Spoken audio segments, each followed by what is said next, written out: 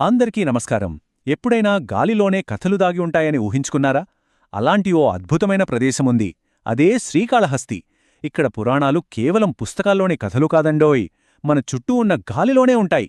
పదండి, ఈ పవిత్ర క్షేత్రం వెనుకున్న రహస్యాలను తెలుసుకుందాం.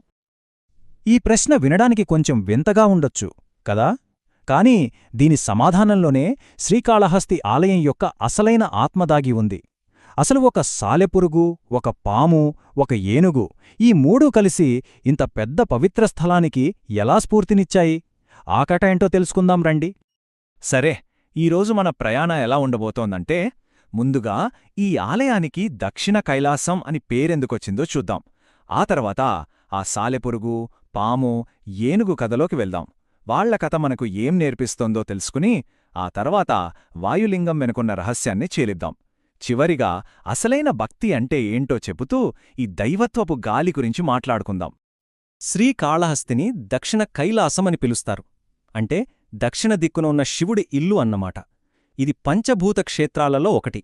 అంటే ప్రకృతిలో ఉండే 5 మూలకాలకు అంకితం చేసిన 5 గొప్ప శివాలయాల్లో ఇది కూడా ఒకటి. ఇక్కడ శివుణ్ణి వాయువు రూపంలో అంటే గాలిగా పూజిస్తారు. అందుకే దీనికి అంత ప్రత్యేకత.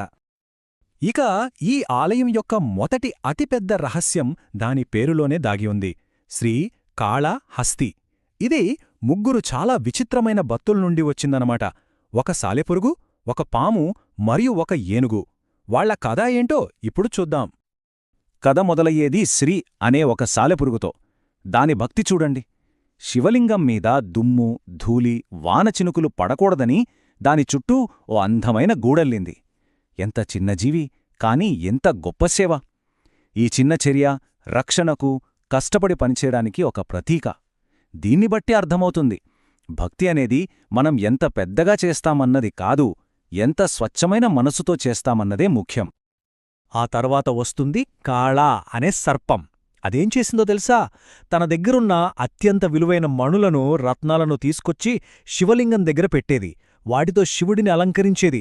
తనకున్న సంపదనంతా స్వామికి అర్పించింది. దాని భక్తి త్యాగానికి చిహ్నం. ఇక మూడో భక్తుడు హస్తి అనే ఏనుగు. అది ప్రతిరోజూ దగ్గరలో ఉన్న స్వర్ణముఖి నదికి వెళ్ళి తన తొండం నిండా నీళ్లు పట్టుకొచ్చి శివలింగానికి అభిషేకం చేసేది. అంటే పవిత్ర స్నానం చేయించేదనమాట. దీని సేవలో స్వచ్ఛత, నిస్వార్థం కనిపిస్తాయి. ఎలాంటి ప్రతిఫలం ఆశించకుండా చేసే భక్తి ఇది.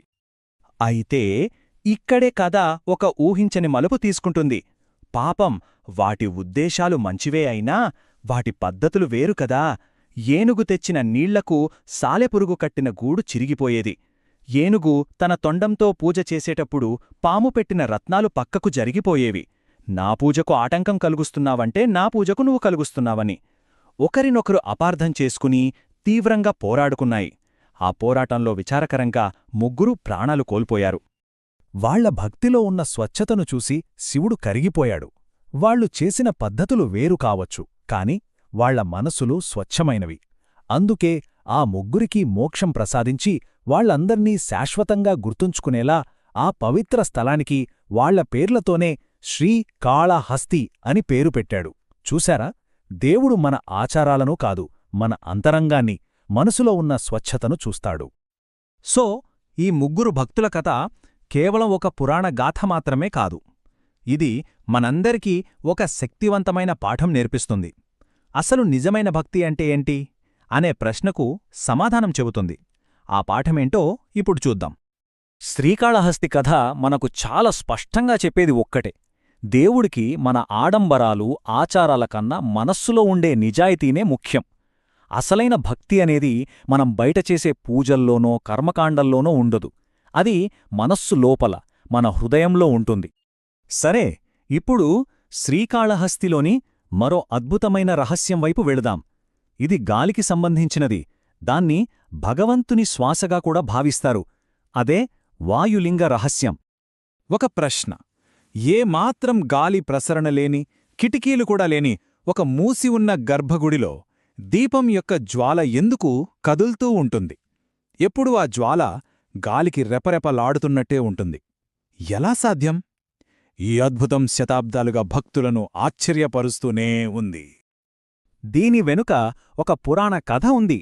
పూర్వం వాయుదేవుడు కొన్ని వేల సంవత్సరాల పాటు శివుడి కోసం తీవ్రమైన తపస్సు చేశాడట. ఆ తపస్సుకు మెచ్చిన శివుడు ప్రత్యక్షమై ఏం వరం కావాలో కోరుకోమన్నాడు.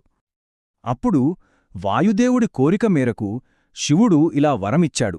నువ్వు ఈ పవిత్రలింగంలో ఎప్పటికీ గాలి రూపంలో నిలిచి ఉంటావు. ఇక్కడికి వచ్చే నా భక్తులు తీసుకునే ప్రతి శ్వాసలో నీ ఉనికిని అనుభవిస్తారు. ఆ దైవిక వాగ్దానం వల్లే ఆ లింగం వాయువుకు ప్రతిరూపంగా మారింది. అందుకే గర్భగుడిలో గాలి లేకపోయినా ఆ దైవిక శ్వాస వల్ల దీపం కదులుతూ ఉంటుందని నమ్ముతారు. ఆచారం కంటే నిజాయితీ గొప్పది అనే ఈ ఆలోచనకు మనమొక మనిషి రూపాన్నిస్తే ఆయనే భక్త కన్నప్ప. ఆయన కథ భక్తికి ఉన్న అన్ని నియమాలను, హద్దులను దాటిపోయింది. కన్నప్ప ఒక గిరిజన వేటగాడు. ఆయనకు పూజా పద్ధతులు, శాస్త్రాలు అస్సలు తెలియవు. ఆయనేం చేసేవారో తెలుసా? తాను వేటాడిన మాంసాన్ని ముందు రుచి చూసి అది బాగుంటేనే శివుడికి నైవేద్యంగా పెట్టేవాడు. అభిషేకం కోసం నదినీటిని తన నోటితో పట్టుకొచ్చి శివలింగం మీద పోసేవాడు. పగలూ రాత్రి ఆ లింగానికి కాపలా కాసేవాడు. ఇవన్నీ శాస్త్రాల ప్రకారం తప్పు కావచ్చు, కాని ఆయన ప్రేమలో మాత్రం ఎలాంటి కల్మషం లేదు. అందుకే శివుడు ఆ పూజను స్వీకరించాడు. ఇక ఆయన భక్తికి అసలైన పరీక్ష ఎదురైంది. ఒకరోజు శివలింగం కంటి నుండి రక్తం కారడం మొదలైంది. అచ్చూసి కన్నప్ప తల్లడిల్లిపోయాడు. ఏం చేయాలో తెలియక ఒక్క క్షణం కూడా ఆలోచించకుండా తన కన్నును పీకి ఆ లింగానికి అమర్చాడు. ఆ రక్తస్రావం ఆగింది. కాని రెండో కన్ను నుంచి కూడా రక్తం రావడం మొదలైంది. అప్పుడు రెండో కన్ను కూడా పీకేస్తే దారి తెలియదని ఆ ప్రదేశంలో తన కాలి బొటనవేలును గుర్తుగా పెట్టి తన రెండో కన్నును కూడా పీకపోయాడు. ఆ నిస్వార్థ త్యాగానికి చలించిపోయిన శివుడు ప్రత్యక్షమై ఆయన నాపి మోక్షం ప్రసాదించాడు. ఇప్పుడు చూడండి, ఇక్కడ మనకు రెండు రకాల భక్తి మార్గాలు కనిపిస్తున్నాయి. ఒకవైపు శ్రీకాళహస్తి అంటే సాలెపురుగు, పాము, ఏనుగుల ఆచారబద్ధమైన పూజ. మరోవైపు భక్త కన్నప్ప యొక్క ఎలాంటి నియమాలు లేని ప్రేమతో నిండిన భక్తి. వాళ్ల మార్గాలు వేరు, పద్ధతులు వేరు, కాని వాళ్లందరి హృదయంలోని స్వచ్ఛమైన ప్రేమే వాళ్లను దేవుని దగ్గరకు చేర్చింది. మొత్తానికి ఈ కథలన్నీ మనకు ఏం చెబుతున్నాయి? శ్రీకాళహస్తి గాలిలో నిండి ఉన్న అసలైన సందేశమేంటి? సారాంశం చాలా సులభం మరియు చాలా శక్తివంతమైనది. శ్రీకాళహస్తి మనకు నేర్పేది ఇదే. మనం చేతులతో చేసే ఆచారాలు కాదు, మన హృదయంలోని నిజాయితీ, మనసులోని స్వచ్ఛతే దేవుడిని చేరుకుంటుంది. భక్తి అనేది ఒక పని కాదు, అదొక స్వచ్ఛమైన అనుభూతి.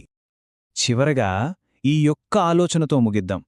దైవత్వం అనేది గాలిలాంటిదనుకుంటే అది కనిపించదు, కాని మనకు చాలా అవసరం, ఎప్పుడూ మన చుట్టూనే ఉంటుంది. అలాంటప్పుడు ఆ దైవత్వాన్ని ఆరాధించడమంటే నిజంగా అర్థమేమిటి? ఒక్కసారి ఆలోచించండి.